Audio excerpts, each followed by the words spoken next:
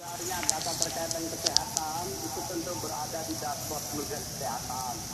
Data kependudukan ada di Dukcapil Kementerian Dalam Negeri.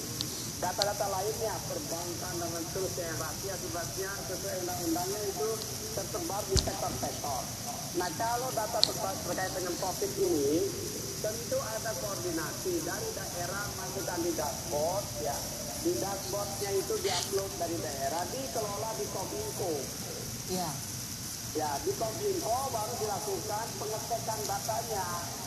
Apakah data-datanya itu relevan, up to date, ya, sesuai atau tidak sesuai dengan realitasnya. Sebelum ya itu nanti diberikan kepada BSSN.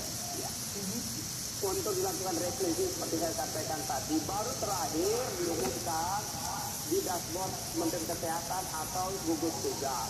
Nah, pada saat data-data dari pusat kesehatan, dari daerah, ya, dari mana-mana saja disampaikan, bisa saja data-data itu kan ada di pusat-pusat kesehatan itu, ada di data-data sektor yang ada di daerah-daerah itu.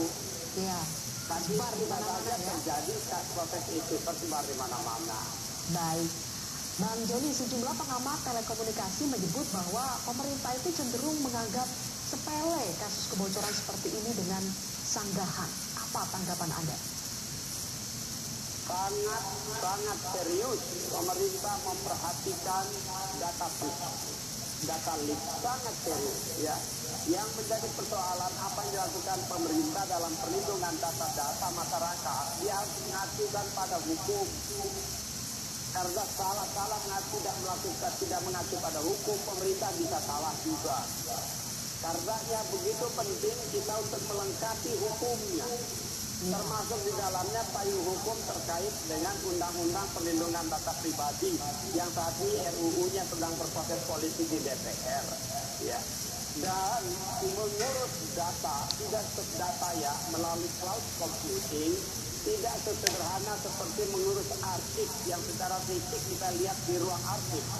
Ya. Kalau ini harus dilakukan penelitian dengan menggunakan teknologi security yang dalam, yang sophisticated, dengan tingkat keahlian yang tinggi untuk bisa melakukan ya pengecekannya, forensik audit terhadap sistem. Itu bukan hal yang sederhana dan itu membutuhkan waktu.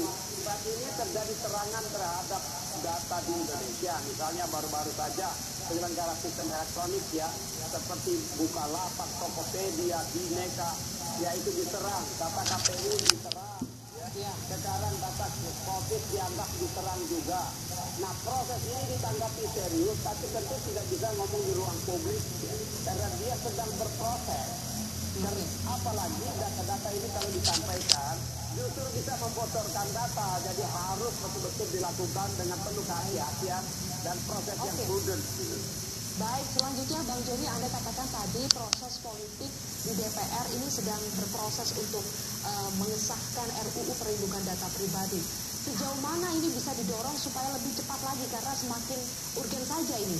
Nanti dijawab sesaat setelah jeda ya Bang Joni. Kami akan kembali sesaat lagi, pemirsa.